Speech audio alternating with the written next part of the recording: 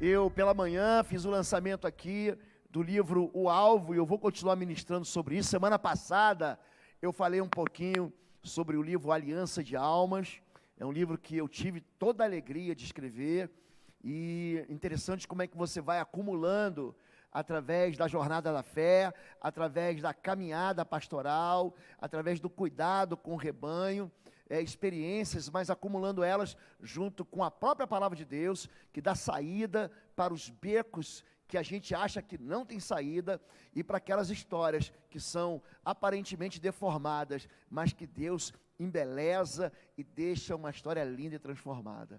Eu, hoje pela manhã, deixei uma palavra de gratidão à diretoria dessa igreja, que tem confiado em mim, a todos os líderes, aos pastores, a todos aqueles que têm caminhado ao nosso lado no cuidado com o rebanho do Senhor Jesus. Tivemos a presença do dono da editora, que veio conosco aqui.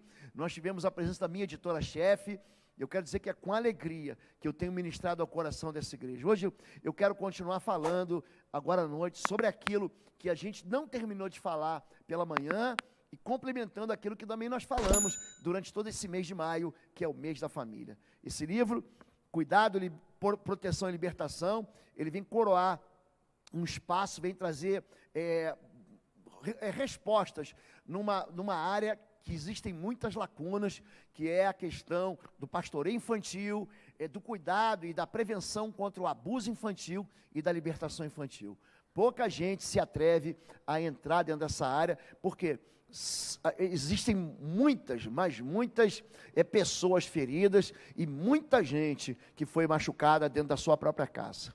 Quando a gente fala sobre princípios para o casamento, está aqui o livro. Obrigado, Christian. Esse aqui é o livro, O Alvo. Final do culto, aqueles que quiserem, tem livro ali no fundo, e eu vou me sentar aqui para autografar aqueles que quiserem, ou que não foram autografados pela manhã, estão aqui também. Amém? Princípios para o casamento. Primeira carta de Paulo aos Coríntios, capítulo 7, de 8 a 16, vai dizer: digo, porém, aos solteiros e às viúvas, solteiros e viúvas, isso aqui o apóstolo Paulo está te aconselhando, é bom que permaneçam como eu. Ele era solteiro, mas segura aí, que ele vai dizer mais.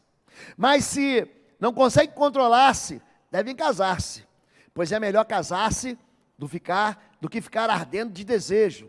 Tem uma versão que diz: é melhor casar-se do que abrasar-se. Aos casados, agora você que é casado, dou este mandamento, não eu, mas o Senhor, que a esposa não se separe do seu marido, mas se o fizer, que permaneça sem se casar, ou então reconcilie-se com seu marido. E o marido não se divorcie da sua esposa.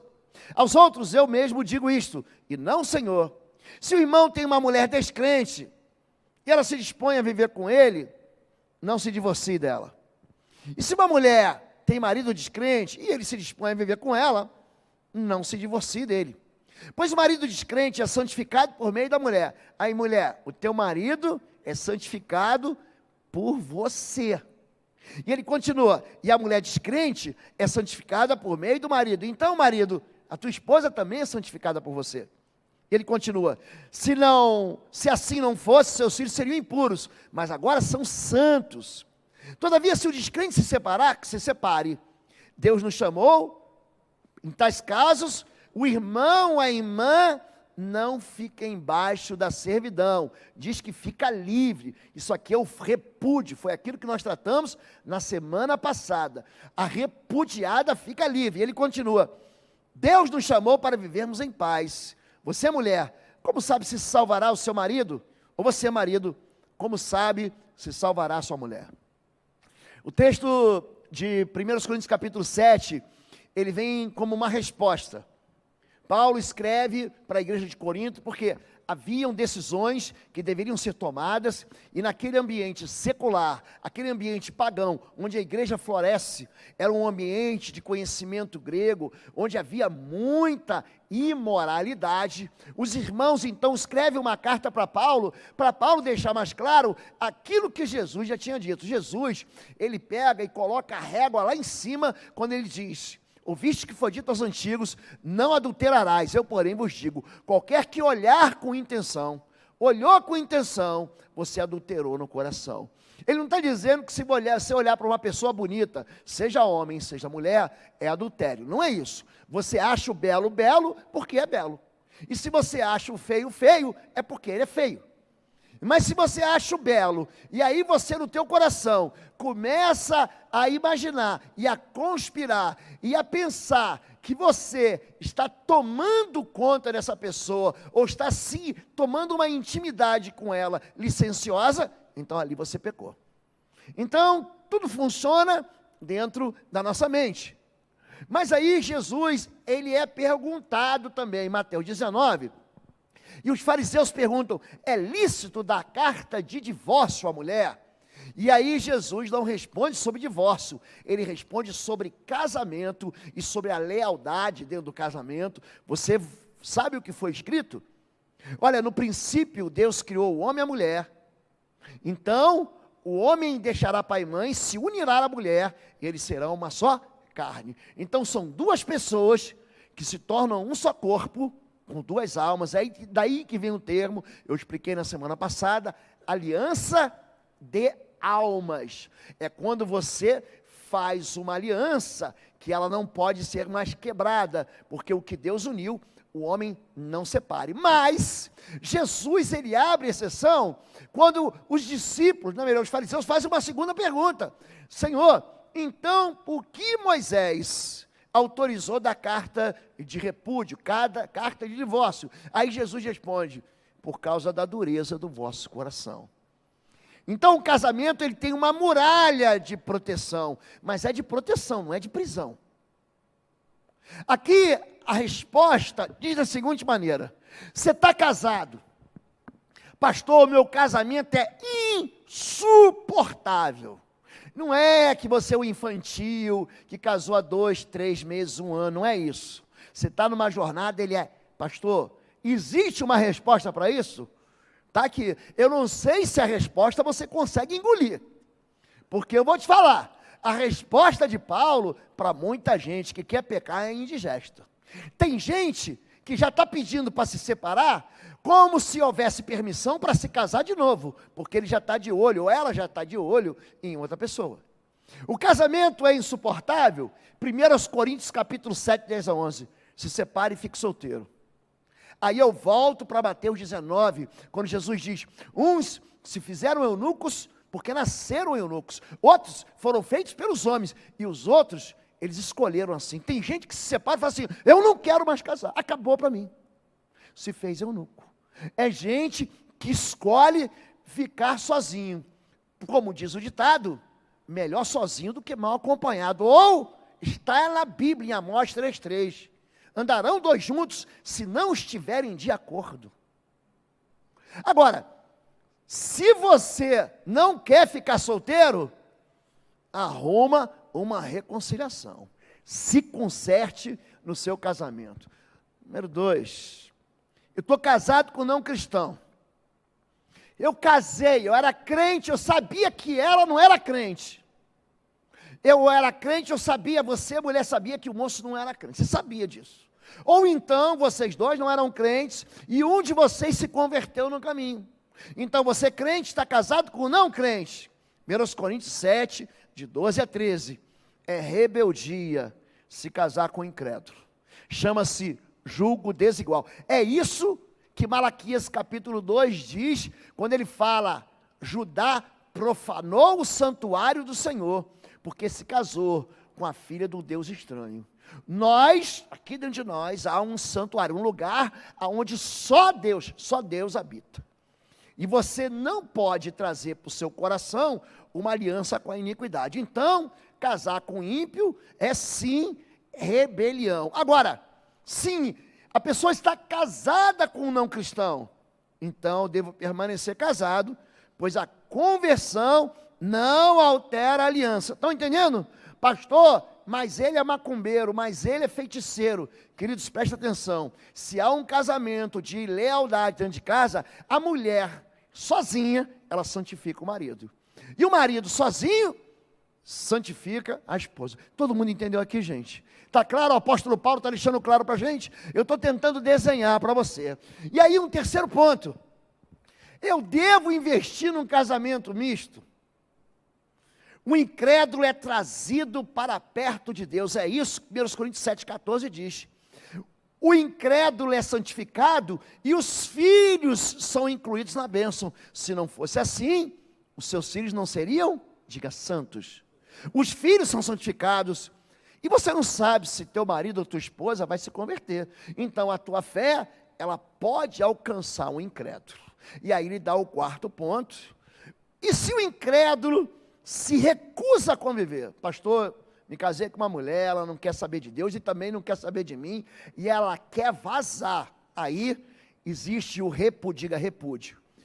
É diferente repúdio de divórcio. O divórcio é o documento legal que você consegue no tribunal, diante do juiz, quando vocês assinam uma separação legítima. Isso aí o advogado faz. Agora, o repúdio é a vida dentro de casa infernizada. É o marido que traz sistematicamente a esposa, ou a esposa que é desleal constantemente ao seu marido. Existe uma história na Bíblia.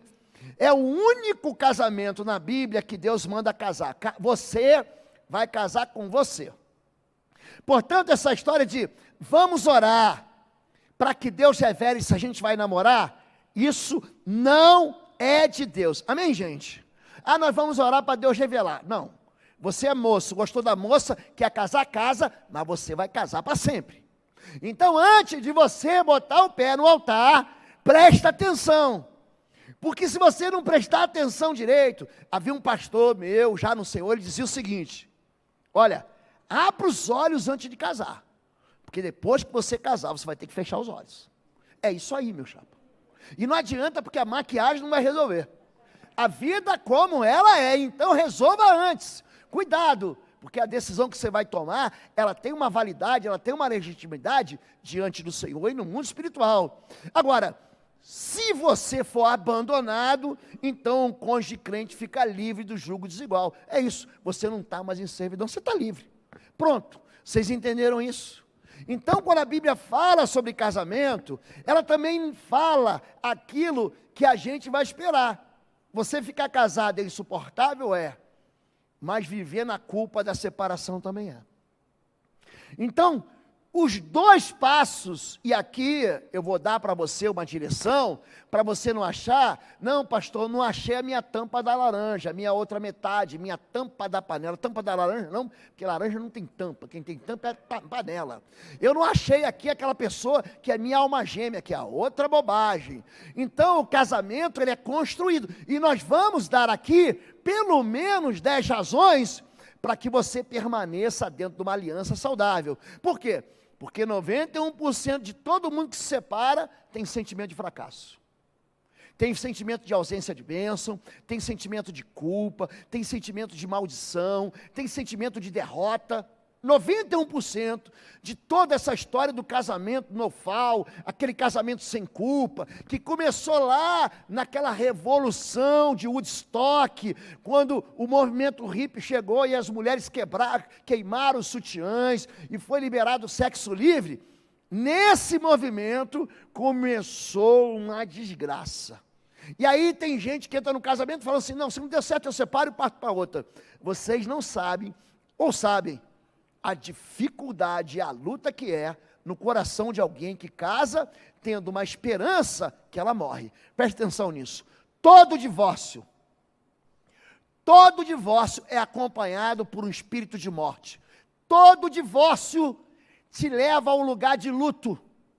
Quando você casa, você não casa para separar. Você casa para viver até o fim. Você, inclusive, é levado pelo pastor que te casa a fazer um compromisso, a celebrar um juramento, até que a morte nos separe. E é isso que o divórcio faz. O divórcio é a destruição de sonhos. O divórcio é a destruição dos seus planos. Quando você fala assim, não deu certo. Não, não é que não deu certo. Você já sabia que ia casar com um pecador. Essa história de que a gente casa com anjo, com príncipe, ele é um fofinho, espera casar. Espera casar. Por quê? Porque o casamento com o divórcio ele traz um gosto amargo de quê? Do fim do sonho. É por isso que ele caminha com a morte. Agora, 81% das pessoas não desejavam a separação, mas precisavam de ajuda. Qual é o problema? É quando a pessoa precisa de ajuda e não deixa ninguém chegar perto. Todo mundo vê que a pessoa precisa de ajuda, mas ela não pede socorro. É orgulhoso, é rebelde, não aguenta que toque nas feridas. Você não quer que o conselheiro, eu não estou nem falando de pastor, pode ser o psicólogo, pode ser o psiquiatra, pode ser tua sogra, aquela moça que você ama tanto, né? E pode ser alguém que é uma pessoa sábia, que já está casado há 20, 30, 40, 50 anos, mas você não quer ouvir, porque no seu coração você já desistiu disso. Então, 81% das pessoas precisavam só do bom aconselhamento. 82% de todo mundo que se separa, segura isso aí, também se divorcia no segundo casamento. Isso aqui é pesquisa, está no site www.barna.com. Eu sou mensalista, é assim que eu chamo? Eu pago uma mensalidade anual, para eu ter acesso... Assinante. Oh, meu amor, essa graça. Ah, foi doutor Fabiano. Ah, tá bom. Você não é graça, não. Você é pastora Fabíola. 78% das pessoas que se separam, gente, se arrependem de ter separado até 2 anos depois. Agora, 88% dos casais que conseguiram ajuda, apoio, aconselhamento, restauram o casamento. O que eu quero dizer para vocês? Por que eu trouxe esses números? É para você saber que tem esperança. É para você saber que você pode sair dessa gangorra. Você pode sair dessa curva que você fala, um dia você está feliz, outro dia você quer esganar ele. Tem um pastor muito engraçado que ele fala isso, né, gente? Pastor, você já pensou em se divorciar? Não, mas eu já pensei em matar ela. Por quê? Porque todo mundo vai chamar o quê? Malaquias capítulo 2. Deus odeia o divórcio. Agora, Deus odeia um monte de coisa dentro do casamento, que vocês continuam fazendo, e vocês acham que isso vai levar vocês o quê? A felicidade, e não vai.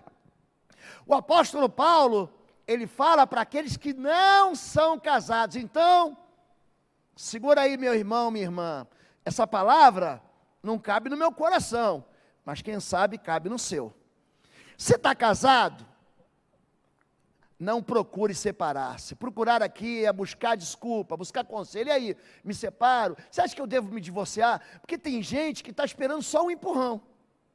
Tem gente que está esperando o quê? Só um assopro. Ah, eu estou vivendo assim. Ele conta o casamento como uma miséria, como uma tragédia. Aí você fala assim, meu irmão, minha irmã, você deve se separar mesmo. Aí ele se separa e joga a culpa em quem? Em mim. Para cima de mim? Olha para mim.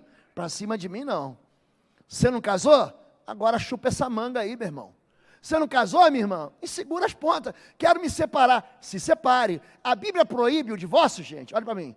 Não proíbe, não. Mas a Bíblia fala das consequências do divórcio. Então, se você quer se separar, antes de perguntar para mim, pergunta para quem se divorciou. Em vez de você pergunta para os pastores aqui, os pastores são todos o quê? Casados. Se perguntar para mim, falar, não, casamento foi a melhor coisa que eu fiz na vida, e foi mesmo. Agora, quer saber o que é divórcio? Pergunta para quem se divorciou. Fala com ele, consulta 1, 2, 3, 4, você vai pesar na balança e vai dizer assim, eu acho que eu vou ficar casado. É isso.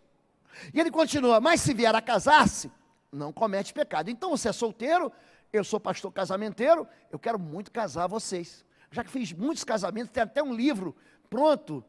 Gente, o nome do livro está pronto. Aliança no Altar.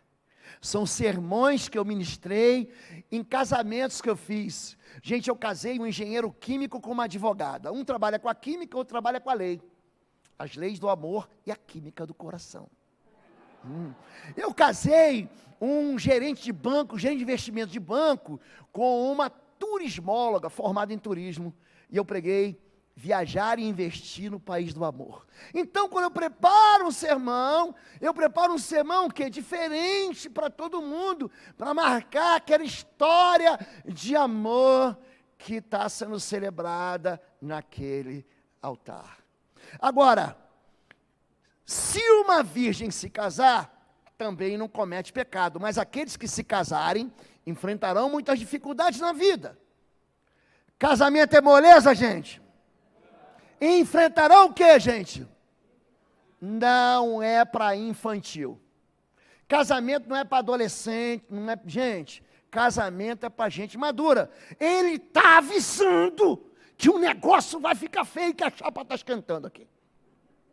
Eu gostaria de poupá-los disso, gostaria de vê-los livres de preocupações. O que ele está dizendo?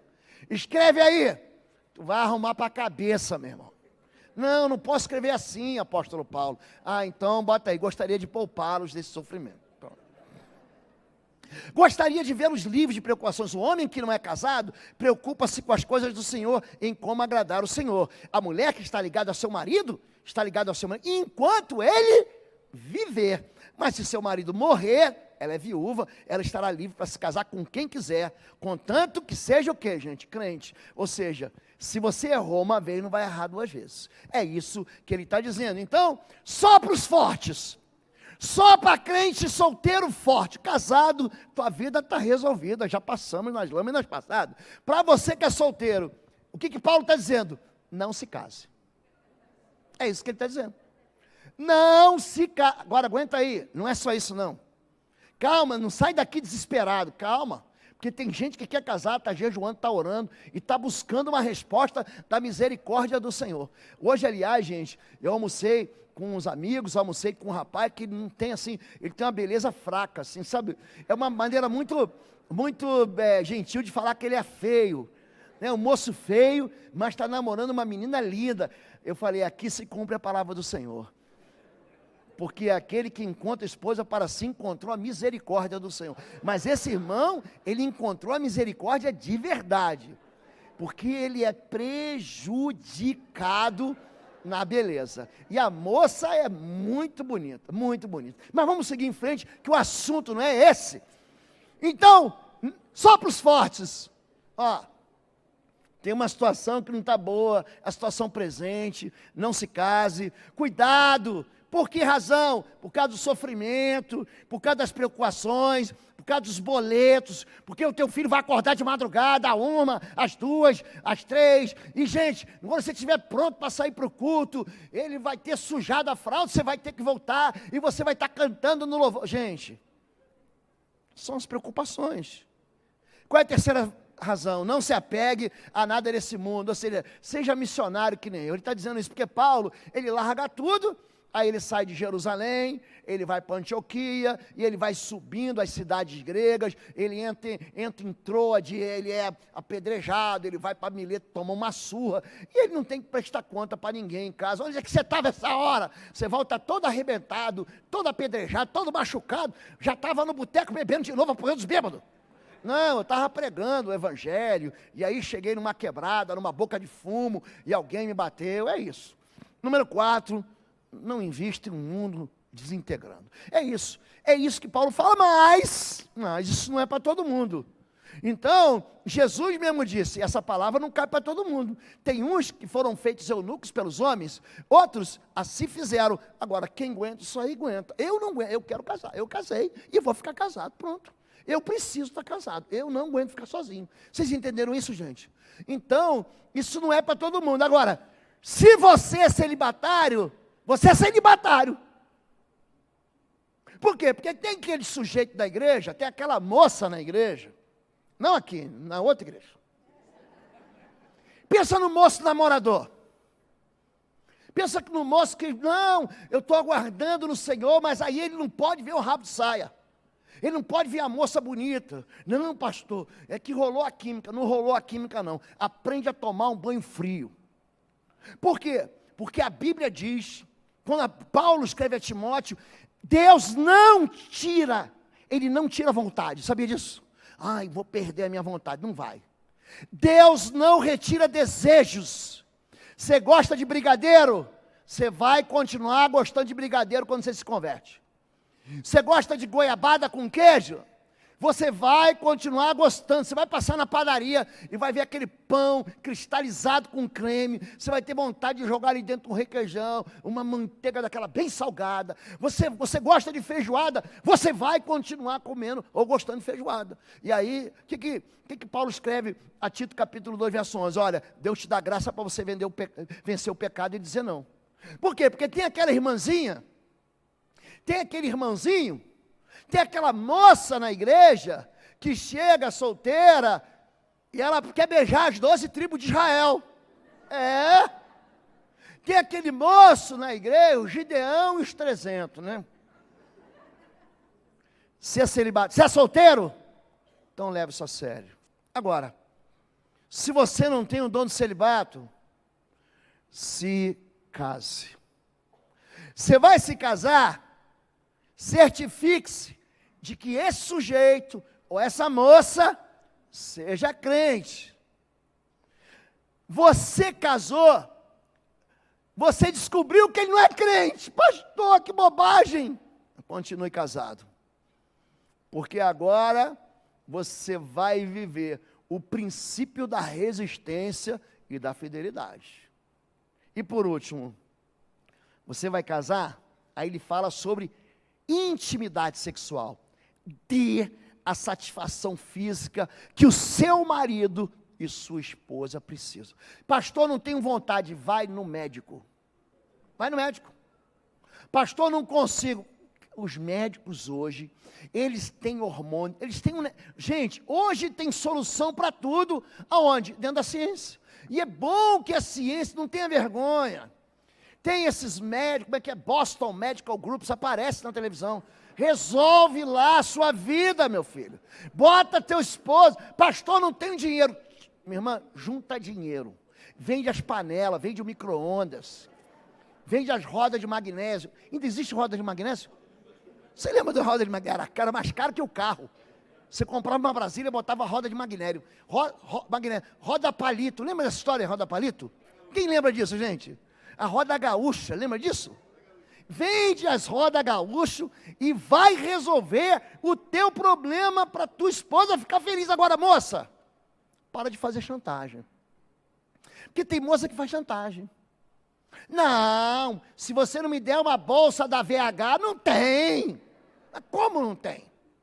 Não, você não quis comprar para mim a nova coleção da Samelo. É Samelo? Samelo nem existe mais, né, gente? Como é que chama isso? Me dá o nome de uma nova aí. Azaleia. Chegou a nova promoção, a nova coleção. Outono e inverno da Azaleia. Aquela bota que você não tem dinheiro para comprar. Aí quando chega lá no mês de outubro, quando acabou o inverno, aí você fala, agora eu vou comprar. Aí você não pode usar mais porque chegou o verão. É isso. São aplicações práticas. Agora, quais são os mitos do casamento? Então, tem 4 grandes mitos sobre o casamento. Mito número 1, filho único casal. Não, vou fazer um filho que eu vou prender ela mesmo, vou prender ele. Olha para mim. Filho não une casal. Filho separa. Porque o filho vai demandar tempo, vai demandar esforço, você vai perder mais tempo. Lembra que vocês ficavam à noite, fazendo nada, comendo pipoca, vendo Netflix e trocando beijo debaixo da coberta? Vai chegar o filho, aí a moça vai ter que amamentar, vai ter que dar banho, ela não vai trazer mais o cafezinho para você. Você vai querer falar com ela, não, eu estou cansada, eu estou morta, eu estou esgotada, porque essa criança ficou acordando de hora em hora e eu não aguento mais, nem a mim, eu quero deitar o meu corpo nessa cama e eu quero acordar depois da manhã. Filho não une casal, isso aqui é uma mentira, gente, é um mito. Número 2, o meu cônjuge, pastor, ele já desistiu, eu não quero mais saber, é outra mentira. Qualquer coisa que você entra para perder, você perde. Se você entra no campo, jogando contra o time da panela, do pastor Igor, do Walter, você fala assim, não, vou perder. Você já entra o quê? Com o corpo mole. Gente, casamento a gente não entra para se separar. Alguém vai para o casamento, não, eu vou entrar para me separar? Não, você tem que entrar para dar certo. Oi, gente, um rápido intervalo. Você que ainda não é membro, seja membro do canal para nos abençoar. dá um like, compartilha. E se você quer crescer em libertação e batalha espiritual, vai lá na nossa loja www.institutoexodo.com. Os nossos livros estão lá que vão fazer você crescer nessa área e se tornar um valente na batalha. Deus te abençoe. Então essa história de que meu cônjuge não quer é outra mentira que a gente vê dentro da história do casamento que você pensa que está falido. Número 4, um bom relacionamento íntimo é a solução. Olha para mim. Casamento sem relacionamento íntimo não é casamento. Posso ouvir um amém? Amém. Agora eu gostei desse amém. Esse amém é de gente que está com vontade.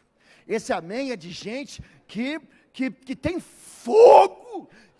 Eu oro para que vocês casais casados vivam uma fogueira intensa, sabe, dentro da sua vida de casado. Agora, sexo é tudo, gente? Não. Você faz um bolo só com farinha. Vou fazer um bolo, qual é o ingrediente? Farinha. É isso, gente? Não, você bota manteiga, você tem leite, você tem ovo, não tem isso. Você coloca, se quer fazer de chocolate, você tem que botar ali o Nescau, não tem que colocar o achocolatado? Se você quer bolo de laranja, eu estou dando uma dica para vocês que cozinham. Então, é uma daquelas vertentes que fazem o casamento. Então, nenhum casamento se aguenta só com intimidade. E por último, o tempo cura tudo. Olha para mim, para de procrastinar. Enquanto você não quiser resolver o que tem que ser resolvido na sua vida, o seu casamento vai continuar com esse desempenho pífio. Enquanto você ficar procrastinando para resolver o que tem que resolver, enquanto você ficar com preguiça, com medo, ai pastor, vai dar trabalho. Casamento dá trabalho.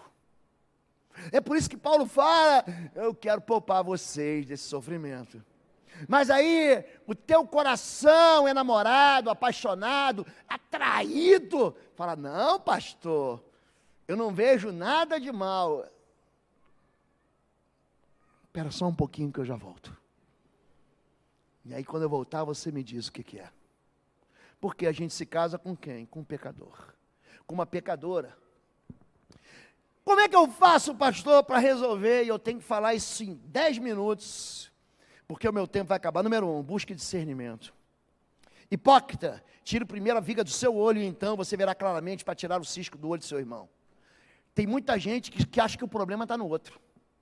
Não, porque a minha mulher é assim, meu marido é assado, e ele levanta de mau humor, ela nunca está sorrindo, ele nunca está feliz, ele não trabalha, Gente, olha para mim. Primeiro a gente conserta a gente, para depois a gente querer consertar o outro. Então, o discernimento errado é daquele que vê o invisível, é o diabo, pastor. Ah, foi a pomba gira, pastor, ora por ele. Ora porque fizeram uma macumba. Minha irmã, meu irmão, presta atenção. Primeiro olha para a tua vida. Porque tem muita gente querendo consertar o cônjuge e a vida dele é toda torta. Número 2, se humilhe. 1 João 9, se confessarmos os nossos pecados, Ele é fiel e justo para perdoar os nossos pecados e nos purificar de toda injustiça. Para de confessar o pecado do teu marido. Para de confessar o pecado da tua esposa. Você só pode confessar o teu pecado. Então se humilha, se conserta. Você tem que dizer, sou eu que estou errado. O que é legal você dizer? Eu não mereço essa esposa. Isso é legal? Pode dar um like. O que é um dislike? Essa esposa não me merece. Aí, o leite entornou, o caldo virou. Se você sabe que a tua esposa e o teu marido não te merecem, não adianta fugir. A fuga só acentua a dor e a infecção. Você tem que enfrentar e dizer, eu tenho um problema, e quem tem problema tem que buscar o especialista para resolver o problema. Agora, não adianta o pastor aconselhar, a gente fazer o mês de maio das famílias, a gente buscar ensinar vocês, trazer tudo que a palavra de Deus fala sobre relação pai-filho, relação esposo-esposa, como tratar um casamento, como começar um casamento no altar. Aí você chega em casa e faz tudo de novo igual. Gente, você quer consertar? Você não quer consertar, você quer irritar. É isso que você quer. Aí você se torna um ser irritante dentro de casa. Então se humilhe e diga, não, o problema é meu e o problema é seu. A pior coisa que tem é a tua esposa dizer para você está errado. Aí depois de você ouvir tanto que você está errado, você sabe que você está errado. Agora, quando o contrário não é verdadeiro, você diz, mas você também está errando aqui, eu queria que você consertasse aqui. Não faz mais isso. Não, isso é uma bobagemzinha. Para ele não é bobagem. Para ela não é tolice. Número 3, pare de culpar o outro. Semelhantemente, a língua é um pequeno órgão do corpo, mas se vangloria de grandes coisas. Vejam como um grande bosque é incendiado por uma simples fagulha. Assim também a língua é um fogo, é um mundo de iniquidade, colocado entre os membros do nosso corpo, contamina a pessoa por inteiro, incendeia todo o curso de sua vida, e sendo ela mesma incendiada pelo inferno. O que o apóstolo Tiago está falando aqui, gente? O que Tiago está dizendo aqui? Ele está falando que a gente pode ser contaminado, a gente pode ser incendiado apenas por uma palavra. É aquela confusão que começa. Sabe aquela brigaiada que começa? Olha, quando Deus fala o seguinte, a resposta branda desvia o furor. Vem ele irritado. Aí você responde bem baixinho. Você tem razão, amor. Você tem razão. Eu vou consertar. Gente, ele vai ficar mais irritado ainda, mas você não vai jogar gasolina na fogueira. É isso que ele está dizendo. Seja responsável. Para de culpar. Não, pastor, foi ela que me mandou virar à direita. O ex estava me mandando a virar à esquerda. Meu chapa, a decisão é sua. Ou você obedece o ex, ou você vai obedecer a sua esposa. Acabou. Mas se você obedecer, quem está dirigindo é você. Então não adianta dizer, ela me fez errar, ele me fez tropeçar. Querido, olha aqui. A gente tem que assumir culpas. A gente tem que assumir decisões. Fez errado? Volta e conserta. Não é isso que Jesus ele escreve na carta aos Efésios, lá no livro do Apocalipse? Eu tenho contra ti que você deixou o primeiro amor. Vai lá atrás e conserta. Vai lá atrás, vê onde é que você errou. Errou? Volta, você pegou o caminho errado? Você pegou a trilha errado? Já pegou o caminho errado? Já passou assim do lugar que você devia ir? E passeira para entrar aqui, você tem que ir lá no Boqueirão para fazer uma volta, para vir no Bom Retiro. Já aconteceu com você isso? Já aconteceu comigo. Não dá raiva na gente. Dá ou não dá, gente? Dá uma raiva. Por que eu fiz isso? Filo porque quilo, como diria Jânio Quadros. Vai lá e conserta isso. Acabou. Número 4. Dê um basta na carnalidade. A resposta calma desvia a fúria, mas a palavra ríspida desperta a ira. Fale com sabedoria e não reclame. Aqui eu prego com paixão, mas em casa eu sou uma ternura. Fala, ternura. Olha para sua esposa, assim, que nem eu estou falando assim, amor, eu sou a tua ternura. Pode olhar para ela, olha para ela, nos olhos dela. Você é meu amorzinho, eu sou tua ternura. A carnalidade, a estupidez, a grosseria, a valentia, a brutalidade, a resposta ríspida, vai inflamar. Então, o nome disso é carnalidade. Já viu gente que resolve tudo com carnalidade? Ele não ora, ele não jejua. Eu falei para a igreja pela manhã, eu vou entrar agora no dia 5 de junho, em 20 dias de jejum e oração. Aí tem gente que fala assim, não, o pastor está no meio do Ramadã. Não estou não. Eu estou vivendo um tempo de santidade ao Senhor. E nesse tempo eu vou tirar 20 dias para jejuar. Pelo meu neto Natan, já coloquei no meu coração. E pela minha neta que vem aí, Maria Vitória. E eu vou conversar com Deus a respeito do marido da minha neta. Minha neta não nasceu ainda. Ela nasce no final do mês de junho. Mas eu vou começar, eu já tenho combinado com Deus agora. Eu estou pegando flechas e estou jogando lá no futuro. Por quê? Porque eu estou combinando com Deus de casar a minha neta. E eu quero que a minha neta case no altar com um homem daqui de Bom Retiro.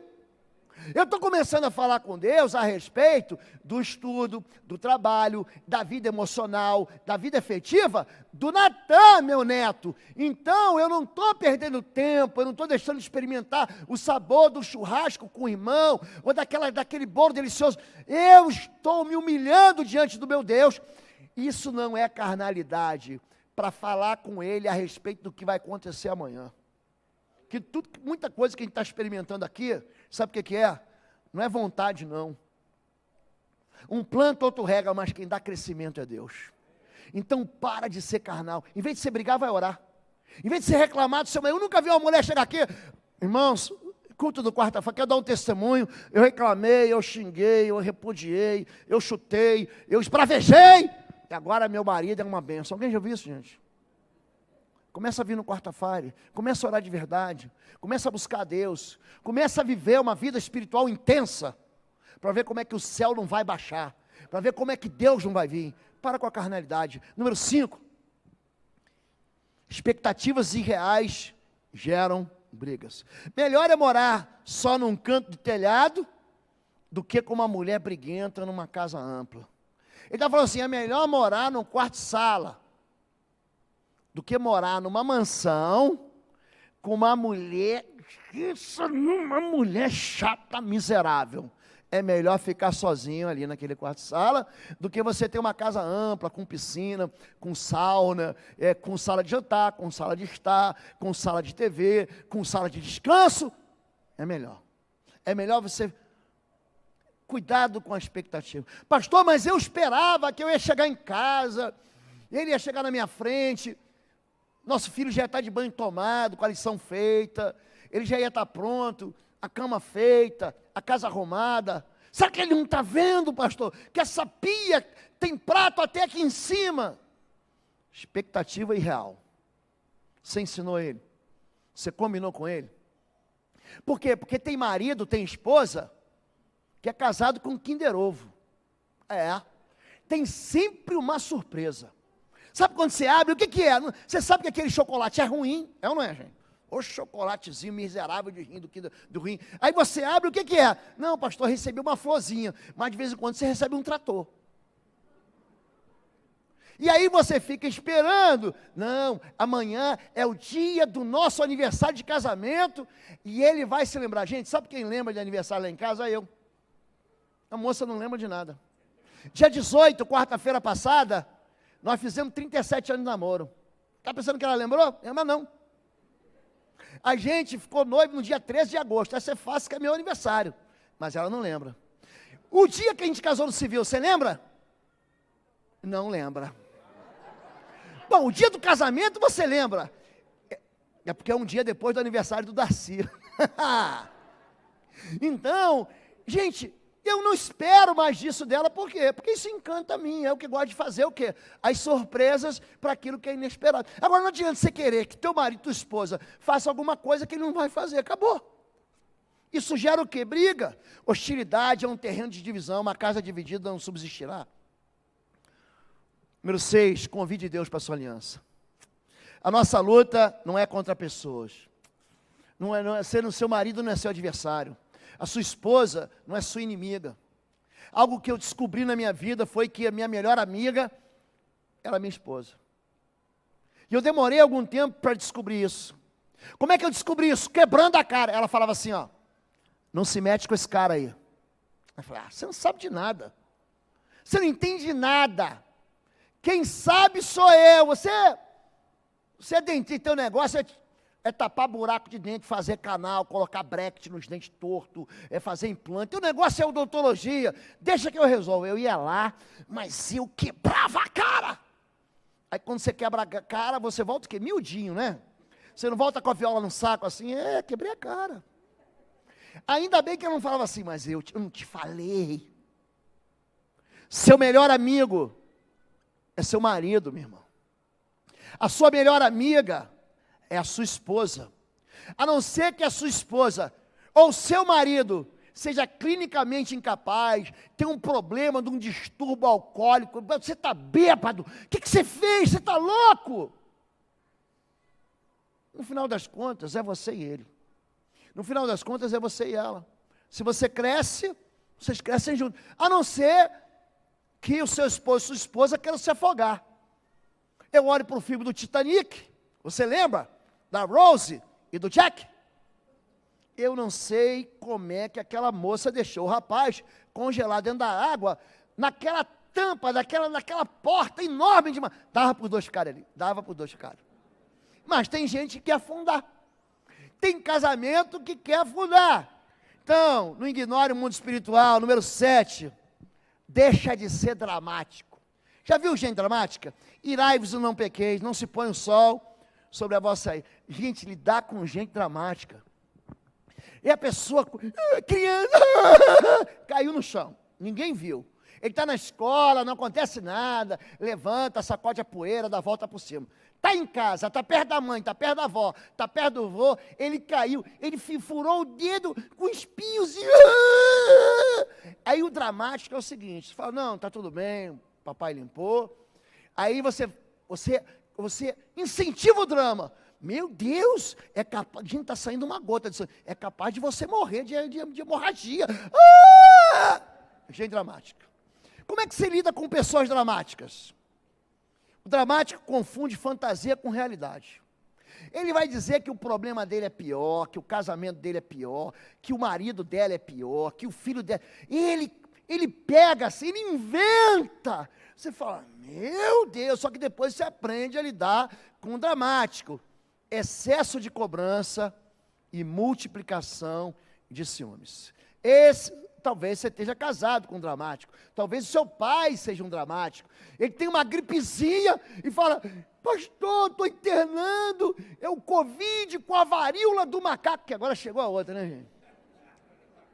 E aí já não bastasse, a gente já teve gripe suína, a doença da vaca louca, não é, gente? A gente era pequeno, a gente morria de medo, sabe o que é? De pegar raiva.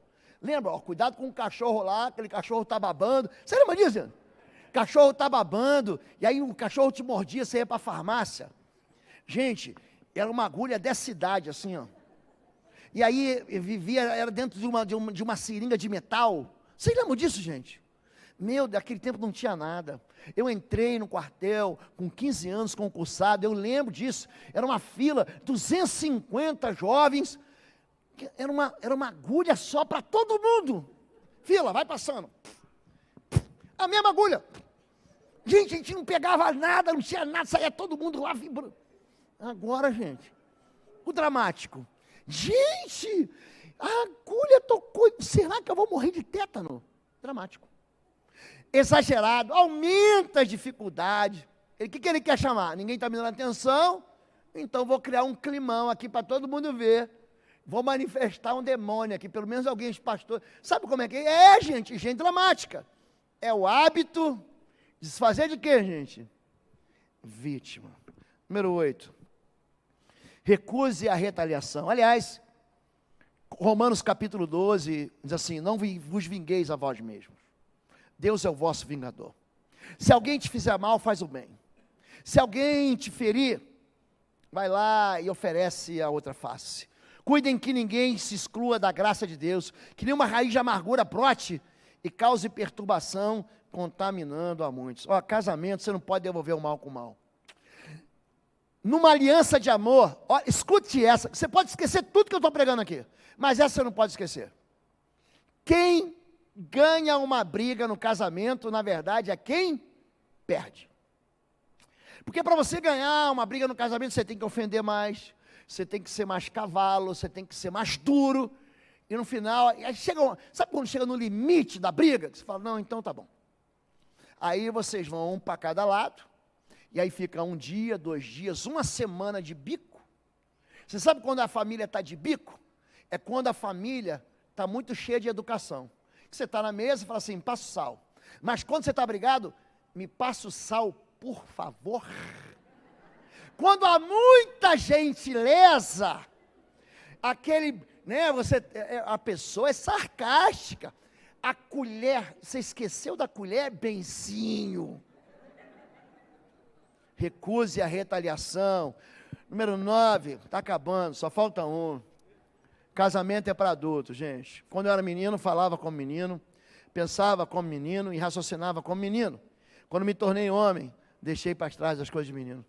Casamento, gente, é para gente que está a fim de construir uma vida que não vai terminar no primeiro bate-boca. Casamento é para gente madura. Tem muita gente querendo viver conto de fadas. Eu falei domingo passado, o príncipe cantado é um sujeito tão lerdo, que quando ele chega de cavalo. Ele vem devagar. Talvez o homem na sua vida ainda não seja um homem que você sonha, mas ele é quem que Deus colocou com você para fazer uma aliança. Talvez a mulher que está na sua vida não seja a pessoa que você sonhou a tua vida inteira, mas é alguém que você está construindo. Então, casamento é um lugar de amadurecimento. A gente fica olhando alguns casamentos, a gente que faz atendimento, pastor Marcos está mergulhado nisso, pastor Igor, pastor João, pastor Getúlio. A gente vê que tem muita coisa dentro do casamento que é só criancice. Que é só criancice.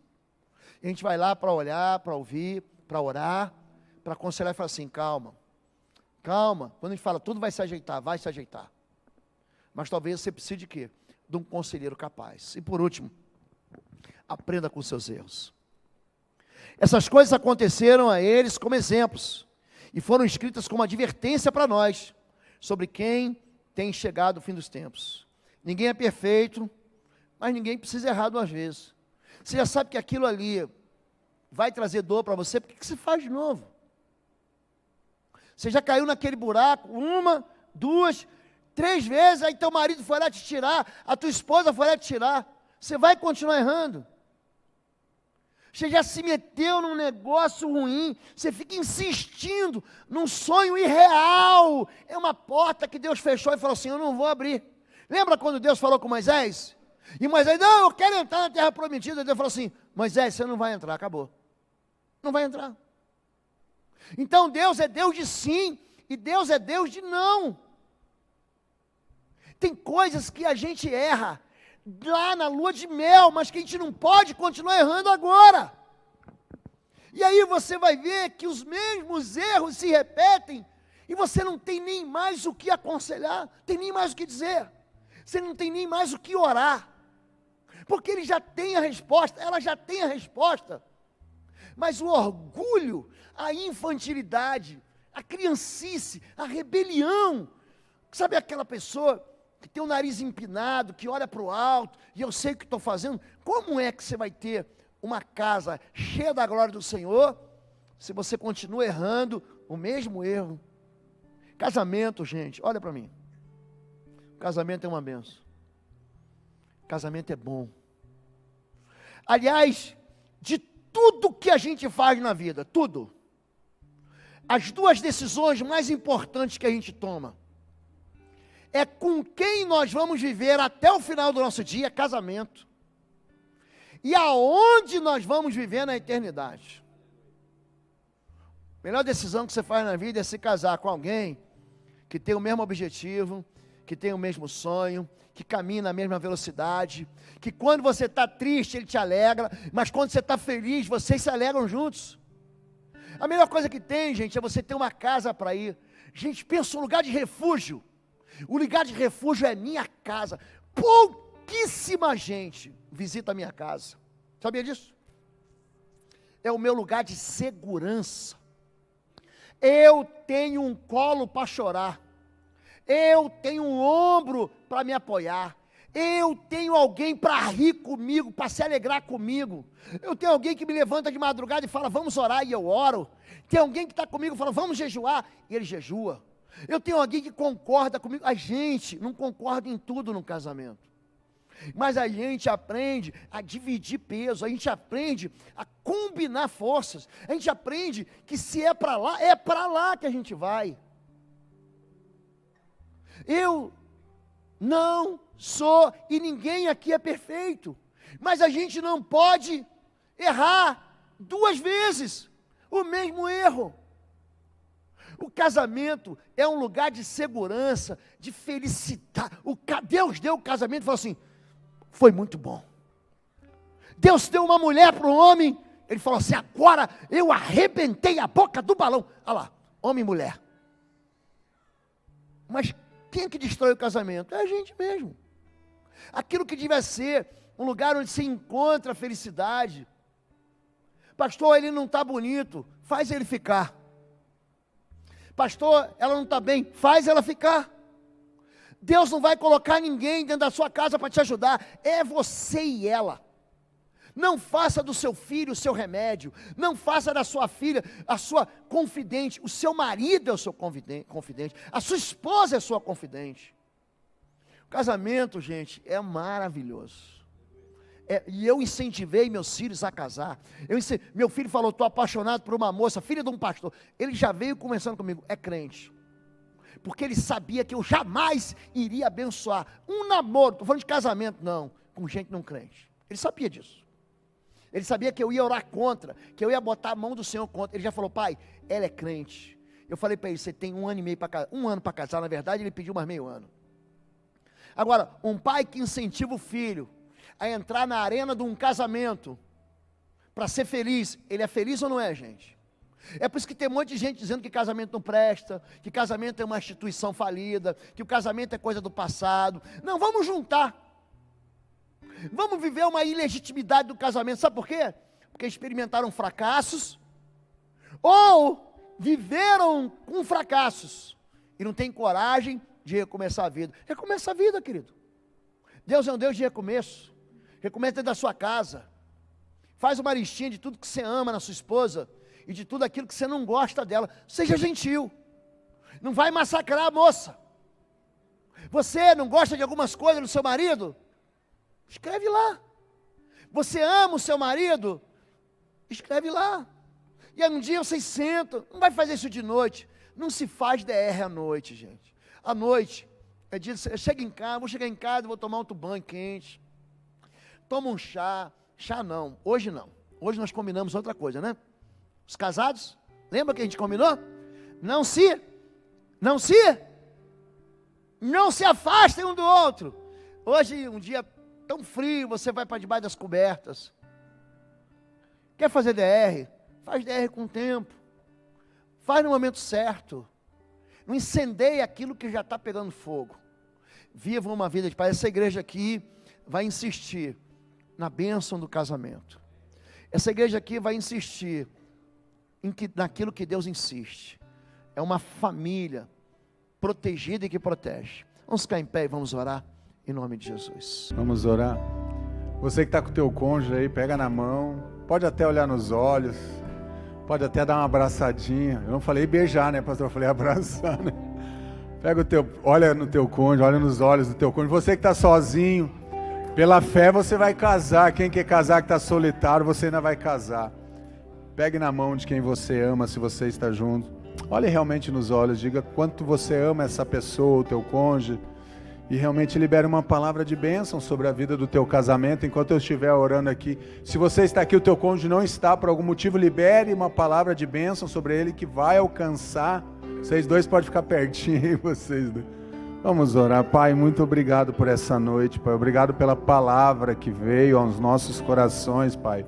Para nós que somos casados, ó Deus, que possamos nutrir o nosso casamento a partir da Tua palavra, Deus, que tem realmente a explicação, as orientações, ó Pai, para um casamento saudável, para um casamento feliz, que possamos realmente nos respeitar com os nossos cônjuges, possamos amar, proteger a nossa casa. Pedimos, ó Pai, que o Senhor nos ajude, nos oriente, que tenhamos mulheres sábias dentro das nossas casas, que sejamos homens valentes sim, mas homens dóceis com as nossas esposas, Pai, homens responsáveis, cheios do Teu Espírito Santo, Pai, em nome de Jesus, que a nossa casa seja um pedaço do céu, que a nossa família realmente aponte para a eternidade, Pai, que possamos criar os nossos filhos debaixo do temor do Senhor, dando a direção para os nossos filhos, que as nossas casas sejam um lugar de paz, seja um lugar de amor, seja um lugar para manifestação da Tua presença, seja um lugar de harmonia, de restauração, de perdão, de transformação, Deus, que a nossa casa seja tudo isso,